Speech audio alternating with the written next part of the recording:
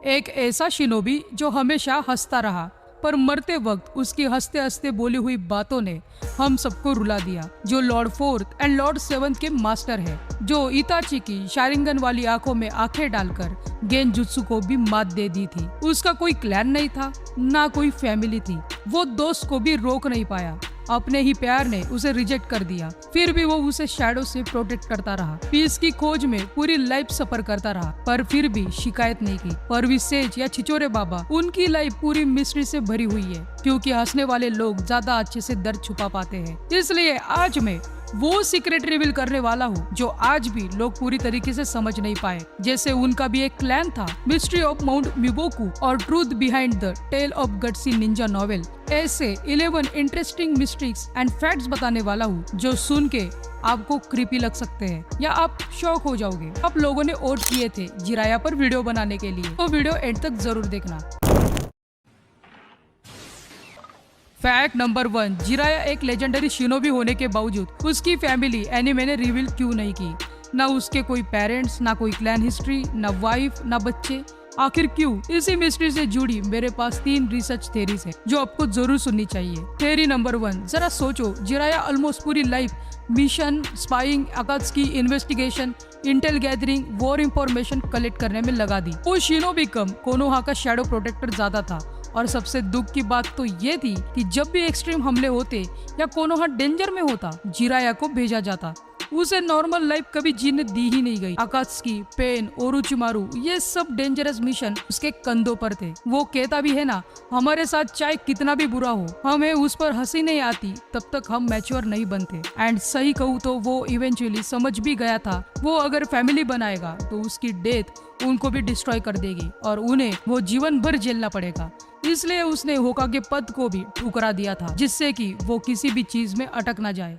Theory number 2, अब तो उसकी फैमिली पूरी रिवील करूंगा मैं, देख लेना। यह सबसे कंट्रोवर्शियल थेरीज में से एक है कि जिराया सेंजू ब्लड लाइन से था। हाँ, उसका कनेक्शन था। मैं भी शौक हूँ ये सब पढ़ के। मुझे और कुछ पता चला है, डिटेल में समझाता हूँ। टोबिरामा जो सेकंड होकागे है, वही सीक्रेटली जिराया के फादर थे। और इतना ही नहीं, शॉकिंग बात तो ये है, साकुमो हटाके, हाँ काकाशी के फादर, वो टोबिरामा के दूसरे बेटे थे एंड हाँ जिराया के भाई थे। इसलिए उन तीनों के व्हाइट हेयर है, एक्सट्रीम टैलेंट, ह्यूज चक्रा, ऊंचा गेंजुत्सु का तोड़ पता था, वाटर साइकिल कंपैटिबिलिटी थी और तीनों की अपीयरेंस सिमिलरिटीज भी थी। इसलिए जिराया थर्ड होकागे का स्टूडेंट था। इसलिए एल्डर जिराया को होकागे बनाना चाहते थे एंड वो खुद 4th एंड 7th होकागे का टीचर भी था एंड काकाशी को भी वो गाइड करता था। बट ये बस कुछ कुछ जगह पे मेंशन है, पॉसिबिलिटीज है पर क्लियरली मांगा में नहीं है। जिराया और मिनाटो का क्लैन किशिमोटो ने इंटेंशनली हिडन रखा था क्योंकि व्यूअर्स को सोचने में फ्रीडम हो। थेरी नंबर 3, जिराया बचपन से ही वॉर जनरेशन में बड़ा हुआ था। उसने डेथ, बिट्रेयल, स्टूडेंट्स का डाउनफॉल और एंडलेस सफरिंग देखी थी। उसका दोस्त ओरोचिमारू डार्कनेस में चला गया था, वो अपने स्टूडेंट्स को प्रोटेक्ट नहीं कर पाया। मिनाटो कुशिना, जो उन्हें वो बच्चों की तरह मानता था, वो भी मर गए। इसलिए वो इमोशनली किसी को क्लोज नहीं आने देता था। वो फनी एक्ट करता था, एक जगह रुकता नहीं था, वो लड़कियों के पास जाता था बिकॉज उस जगह हर प्रकार के लोग आते हैं। वहाँ जितनी इंफॉर्मेशन उसे मिलती थी उतनी कहीं पर भी नहीं मिलती थी। वो वहाँ भी कॉन्शियस रहता था एंड हम उसे परवर्ट समझते रहे। वो लोनली था, इसलिए नेक्स्ट जनरेशन को प्रोटेक्ट करने में पूरी लाइफ लगा दी, ना कि फैमिली बनाकर मजे में जीने में।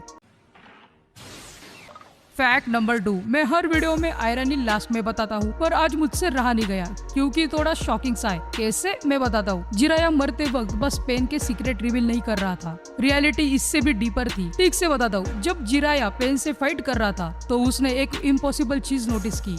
पेन की बॉडीज को जितना वो मार रहा था उतनी वो वापस आ रही थी एंड उसने उनके चेहरे पहले से ही देखे हुए थे। उसे पता चल गया था कि रियल पेन इनमें से नहीं है, ये बॉडीज बस एक पपेट है। उसने एक मैसेज भी लिखा था, the real one is not among them. Anime ने इस मोमेंट को कनेक्ट किया, बट उसका रियल मीनिंग और वार्निंग दूसरी तरफ इशारा कर रही थी।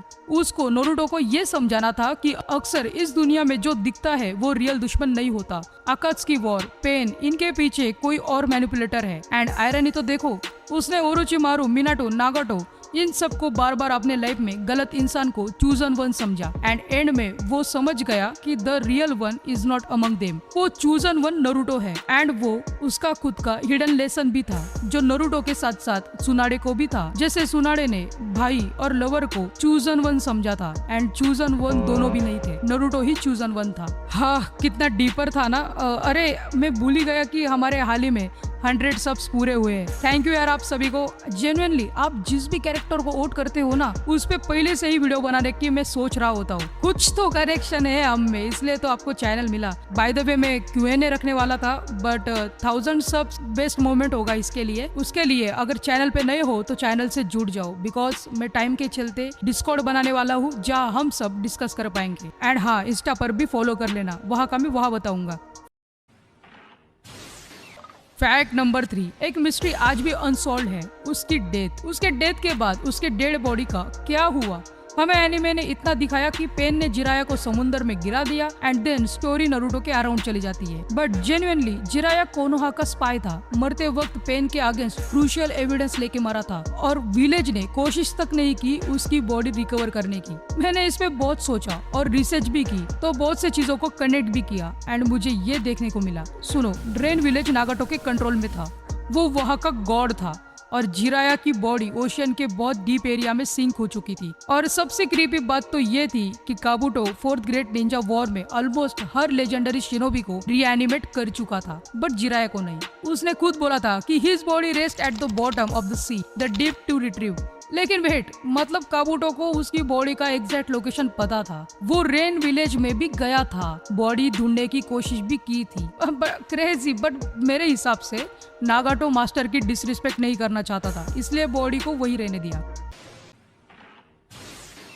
फैक्ट नंबर 4, जिराया एक बहुत बड़ा मास्टरमाइंड था। हाँ, मुझे भी अभी पता चला है, हमें कुछ भी नहीं पता है। उसका स्पाई नेटवर्क एक्चुअली बहुत बड़ा और डेंजरस भी था। मैंने novels and data books and anime hints को कनेक्ट किया तो मेरे सामने हॉरिफाइंग ट्रूथ सामने आया। उसके नेटवर्क में रोग निंजास, ट्रैवलर्स, अंडरग्राउंड इन्फॉर्मर्स और तो और गैम्बलिंग सिटीज से भी कॉन्टेक्ट थे। इवन उसके नेटवर्क से स्मॉल सिटीज के लोग भी शामिल थे। सोचो मतलब कितनी पहुंची हुई चीज था ये। उसके लेवल का स्पाइंग में कोई शिनोबी नहीं था, इसलिए उसका पॉकेट भी भरा हुआ होता था। एंड सपेरे ओरुचिमारू के हिडन रिपोर्ट्स भी जिराया के पास आते थे, आकात्सुकी के बारे में भी। वो स्पेशली कोनोहा के एल्डर्स एंड डांजो पर विश्वास नहीं करता था। उसे पता था गद्दार है सारे के सारे, ये पहले ही विलेज में करप्शन ग्रो करा रहे थे, उन्हें वो पता चलने नहीं देता था। और स्पाई नेटवर्क भी उसके मरने के बाद डिसअपियर हो गया। एंड और तो और नरूटो एंड सुनाडे ने भी उसको कंटिन्यू नहीं किया। बट हाँ, जब तक जिराया था तब तक विलेज डेंजरस घटनाएं नहीं देख पाया। फैक्ट नंबर 5, नरूटो में इस जगह को बहुत पीसफुल सेज लैंड दिखाया गया है। हाँ, मैं बात कर रहा हूँ माउंट बिबोकू की। अगर आप इस लोर को ध्यान से कनेक्ट करो तो एक हॉरिफाइंग मिस्ट्री सामने आती है, क्योंकि माउंट बिबोकू कोई नॉर्मल प्लेस नहीं है। वहाँ बिताया गया थोड़ा सा भी टाइम रियल दुनिया में कई दिनों के बराबर है। इसलिए नरूटो को ट्रेनिंग में टाइम का अंदाजा ही नहीं रहा। ये जगह आम इंसानों के सोच से भी कोसों दूर है। वहाँ जाने के लिए रिवर समनिंग लगती है या फिर कोनोहा के जंगलों से एक स्पेशल मिस्टीरियस रास्ते से गुजरना पड़ता है जिसमें कई महीने लग जाते हैं। वहाँ के टोर्स भविष्य देख सकते थे। वहाँ के एल्डर्स ने भी प्रिडिक्ट किया था कि जिराया का भी सेक्रीफाइस होगा। फिर भी उन्होंने जिराया को इनडायरेक्टली वॉर्न नहीं किया बिकॉज प्रोफेसी फुल्ली बता देते तो डेस्टिनी चेंज हो जाती और उसे सेक्रीफाइस होने दिया चाइल्ड ऑफ प्रोफेसी बनाने के लिए। अगर सच कहूँ तो लोग उसे एक मैनिपुलेटिव प्लेस कहते हैं।